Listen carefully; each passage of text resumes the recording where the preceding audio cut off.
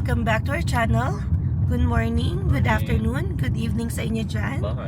So maaga po dito ngayon sa Calgary. It's plus 23 degrees Celsius. Mainit kaya si Alwin na naman ay t-shirt ang pormahan. Sponsored by Dot. Dot. Ang bigay ng company niya. So anyway, papasok ako ng work, pero bago yan ay eto na nga po, kailangan kong dumaan for check-up. Ayan, pupunta muna kami sa family doctor. Yung clinic niya ay near Chinook Mall kasi nga lagi tayong nagiging hoarse yung voice. Ayan, lagi tayong may paos. Syempre, kailangan matingnan mamaya may underlying medical condition or kailangan kong mag-take ng medicines or whatever.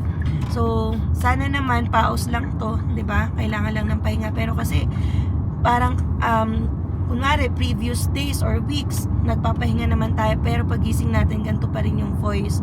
So, ayoko na rin naman patagalin pa, kaya ngayon magpapa-check up na tayo.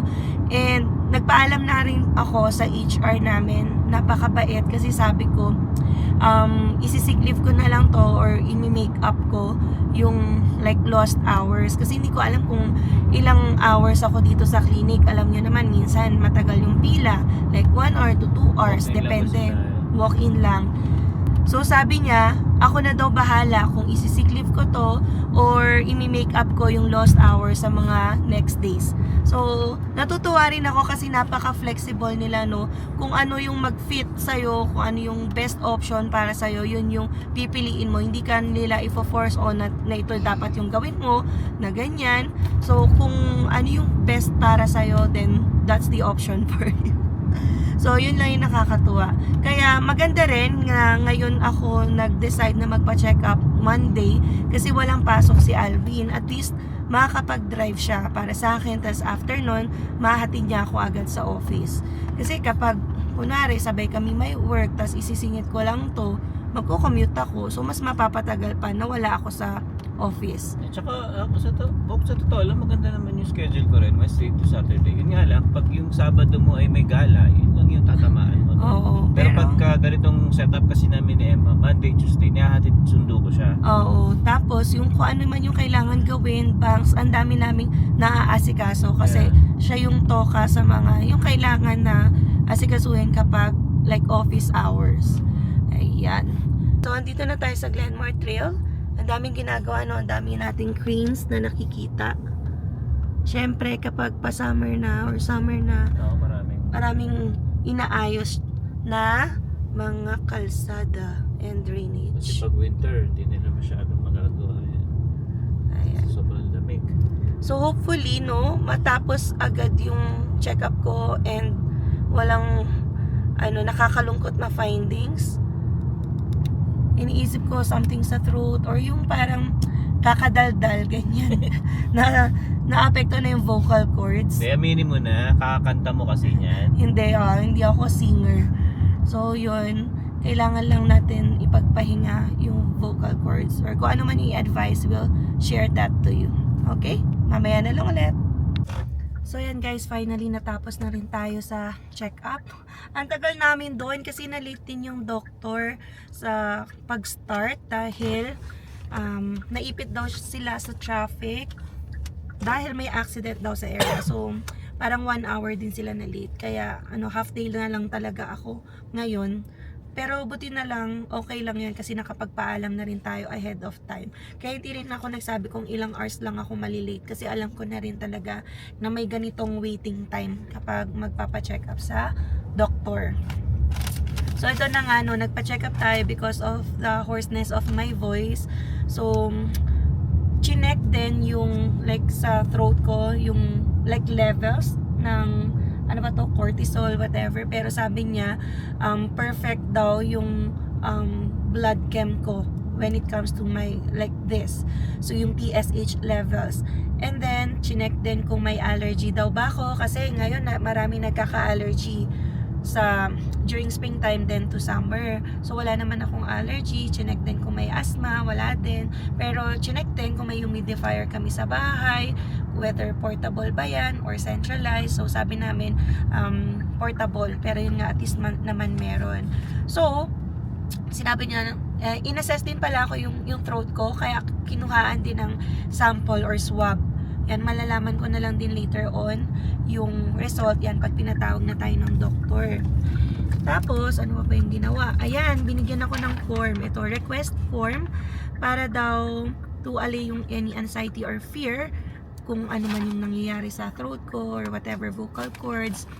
Ayan, papa-x-ray ako, chest x-ray, pati na rin neck. Aside from that, sa x-ray na yan, meron din tayong ultrasound. So, magkakaroon tayo ng neck ultrasound. So, as of the moment, waiting tayo ng call. Kasi ang haba ng pila. Yan, 36 ako sa waiting line.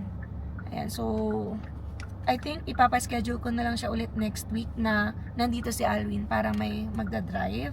Bali, maybe Tuesday kasi Monday may oil change ako. Oo, may appointment. At least, diba, parang 2 araw na pwede si Alvin na nandyan. So, yun yung notify natin. Unless yung papaalam na naman ako sa work. Week lang naman yun.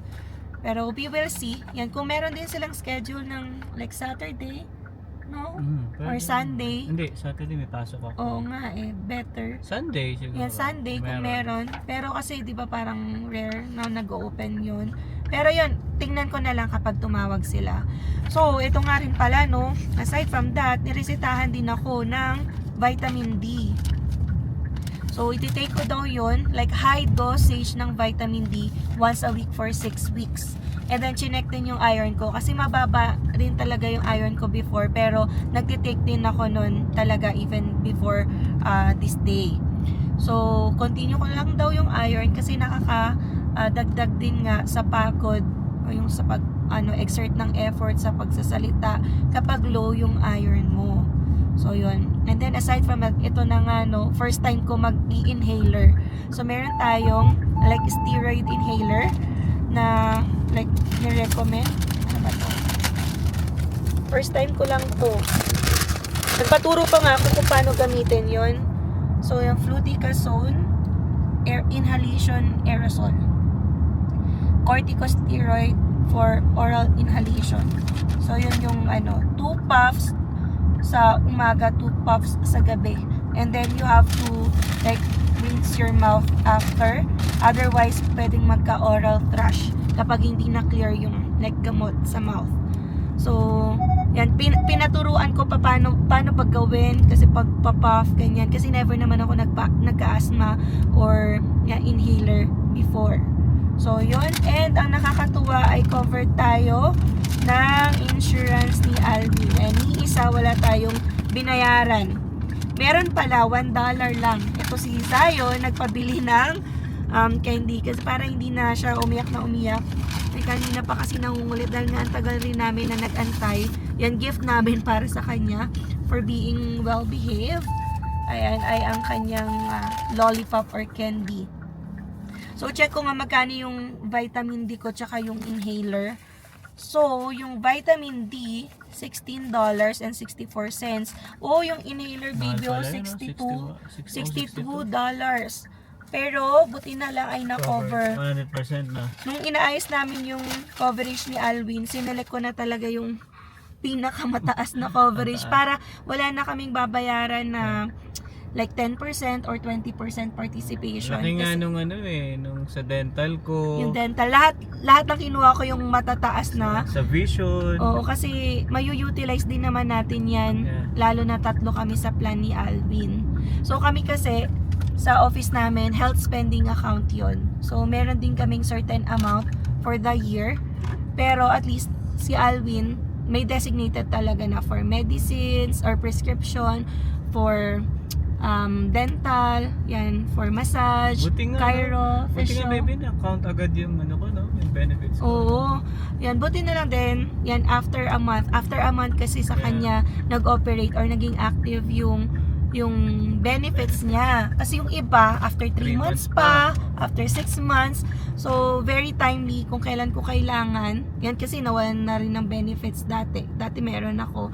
So, ngayon kay Alwin, at least nag-operate na kung kailan ako kailangan bumili ng even pa rin guys, even rin pala guys yung sick leave ko.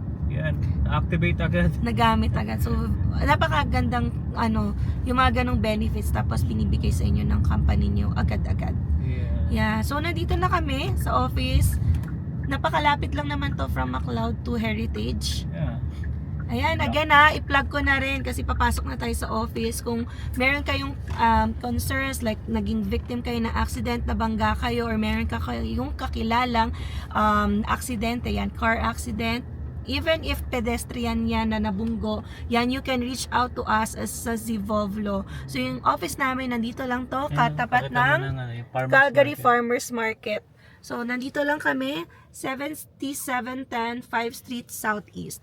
And meron din nga pala kaming notarial services. So, kung may kailangan kayong documents na kailangan ipa-notarize, so you can call us and then we will set an appointment with you. Yeah. Alright, so hindi pa nagko-call back yon. Siguro sa office ko nasasagutin kasi ang haba nga ng pila for may ultrasound. And kailangan ko na munang pumasok at magtrabaho. So sila Alwin uuwi na muna dahil off niya ngayon Siguro. and tomorrow. Car wash muna? Daan muna ako siguro. Depende. Alright, so mamaya na lang ulit si Alwin na magtutuloy ako na nito. magtutuloy I'll ng see vlog. you later. Dito na tayo guys sa car wash. Ayan. So dito ako lagi nagpapa-car wash sa may 58th Avenue. New stay ka lang dyan. Ay, kailangan ko pala yung coins. Siguro mga $4 lang. Okay na yan.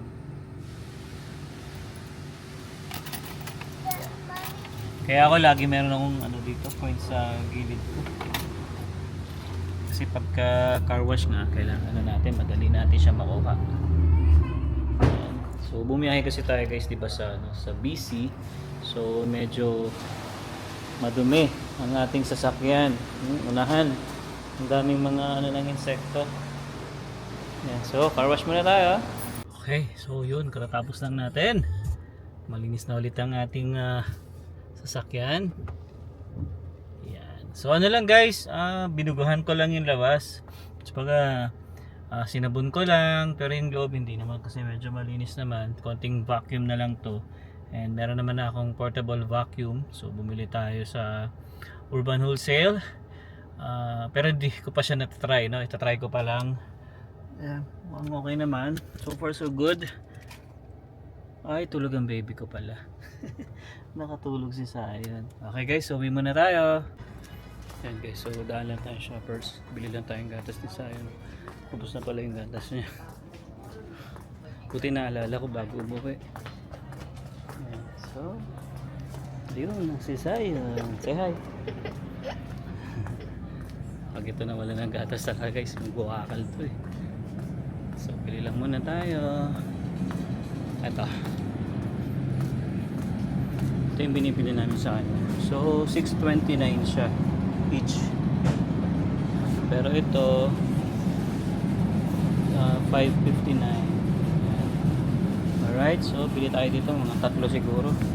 Okay, so bumili na ako guys ng loto, baka sakaling manalo tayo ng 80 million. Diba? Malay natin, diba? Wala namang masama mag-try. At least tumataya tayo. Yan, kaysa sa wala. Kaya although maliit yung chance, pero at least may chance pa rin. Alright, so yeah. Eto, diretso na to, uwi na tayo. Pero syempre, bago tayo umuwi, siguro dito ko natatapusin yung vlog namin ni Emma. And yun nga, buti na lang at nagpa-check up na rin si Emma. Kasi nag-aalala din kami baka ano yung sakit, bakit nagkakaganon yung boses niya. Kasi hindi siya normal talaga. Halos kung napapansin nyo sa mga vlog namin, talagang medyo iba yung boses niya, no? Minsan sa umaga, tas mawawala. Minsan sa umaga, tas mawawala. Pero pagdating ng hapon, ganoon na naman. So hindi talaga siya normal. Pero buti na lang at sabi ay try niyo munang inumin yung mga vitamin nga, yung vitamin D at saka yung may binigay sa kanya yung pop nga na yun. Alright, so sana maging okay lahat para at least hindi tayo mag-alala kung ano man yung sakit na dumapo kay Emma, no? Ayan, sana safe naman si Emma. Alright, so hanggang dito na lang guys. See you on the next one. Peace.